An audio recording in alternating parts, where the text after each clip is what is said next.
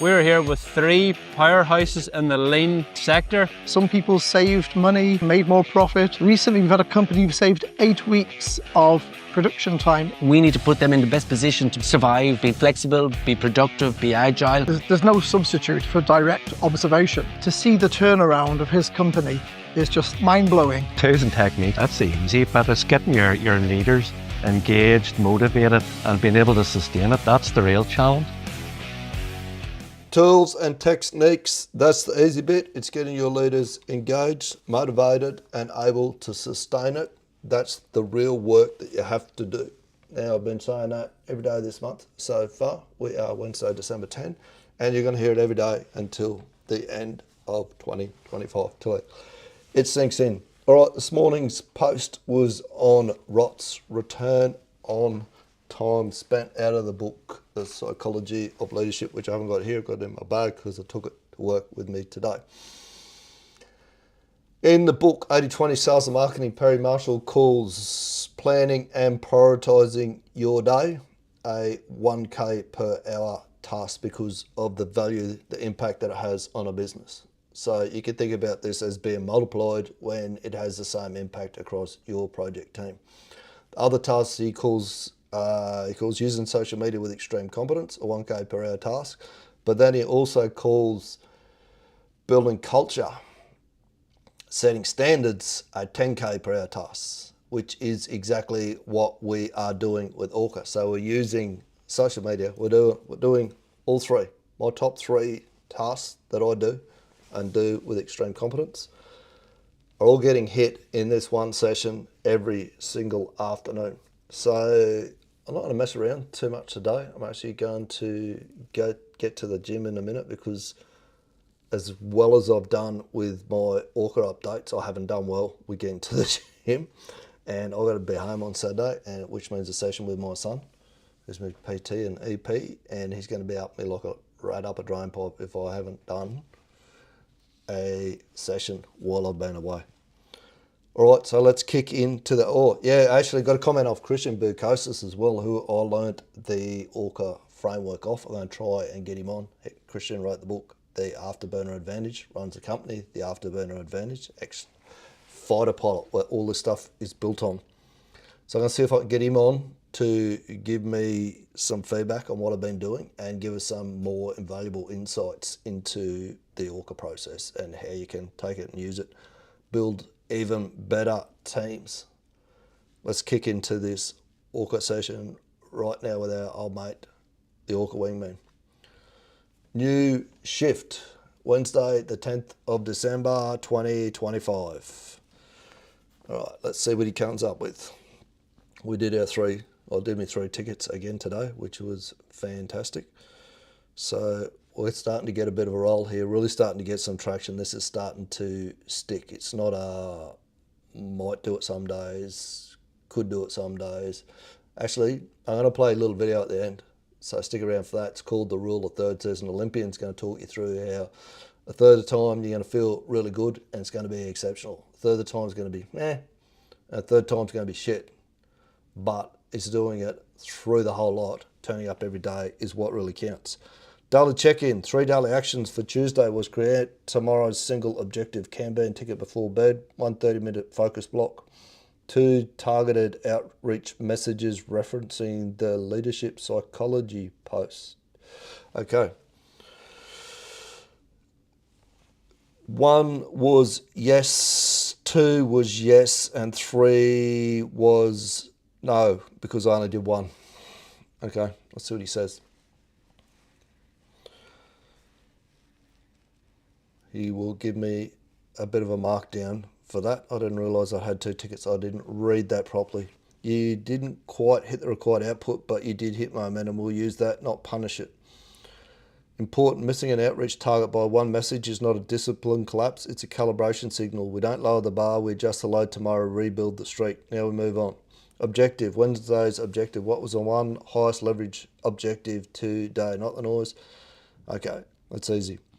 So the objective today was I had a meeting booked in with a GM of a construction company, and that meeting was completed. Had to get up nice and early this morning for that one because I'm in Perth. He was in NZ, so there's a bit of a time difference, but we got it done. Good, simple, high leverage, a real commercial objective. Complete the scheduled meeting with the GM of a construction company. This is exactly the kind of objective that moves the business. Pipeline, partnerships, expansion, sales, positioning. Now we lock in the outcome. Results, day 10. State the observable outcome, nothing more. Was the meeting completed end-to-end, yes or no? Was it conducted as planned? Did you deliver what you intended? Give a binary reality. Just confirming, could you drop the result for the 10? Just confirming, could you drop the result for the 10 December objective? Was the GM meeting completed end-to-end as planned, yes or no? Yes, the meeting was completed as planned end-to-end. It was on time, we showed up, we got through what we needed to get through, and I'll do the follow-up in the new year.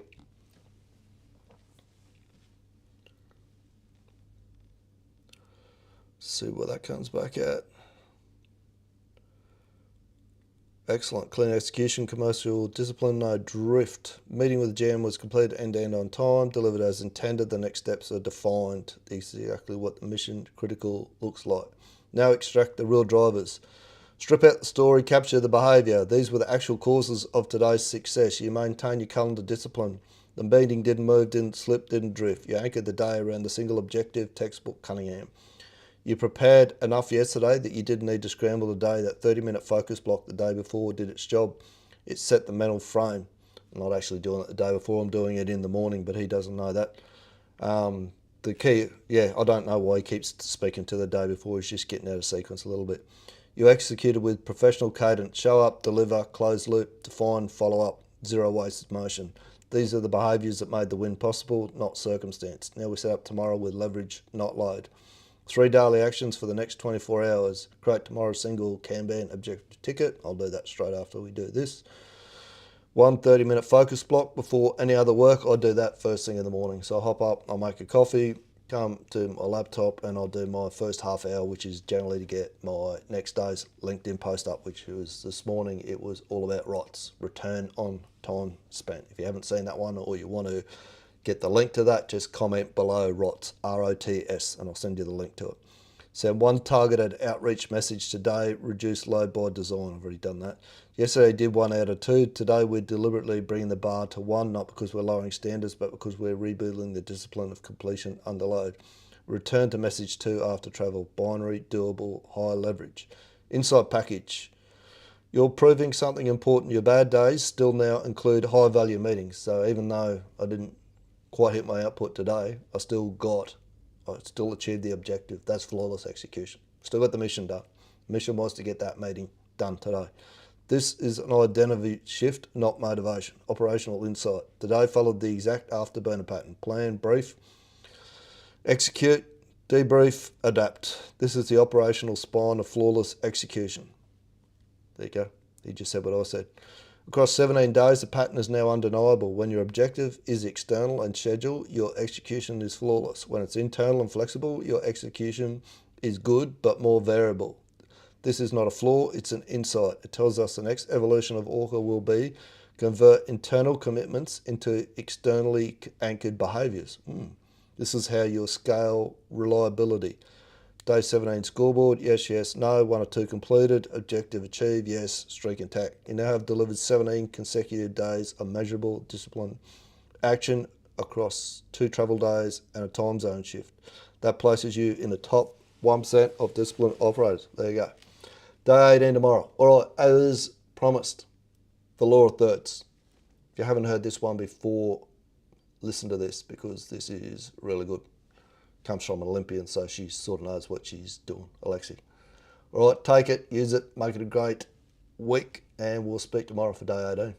Olympic coach told me after a particularly challenging workout where I could not hit my splits before going to the Rio Olympics that was okay. It was the rule of thirds, and he was an Olympian, so I was, I always soaked in everything he said, and I was like, what's the rule of thirds? And he said, when you're chasing a dream or doing anything hard, you're meant to feel good a third of the time, okay a third of the time, and crappy a third of the time. And if the ratio is roughly in that range, then you're doing fine. So today was the crappy day along your dream chasing. Right. And if the ratio is off, like you feel too good all the time or too bad, then you got to look at if you're fatiguing or not trying hard enough or pushing yourself. So I think with those days that you're talking about where like creativity doesn't come or doesn't feel great, you still show up because maybe that's your crappy day, but it doesn't mean that you quit the goal. It means that you show up and live through that dip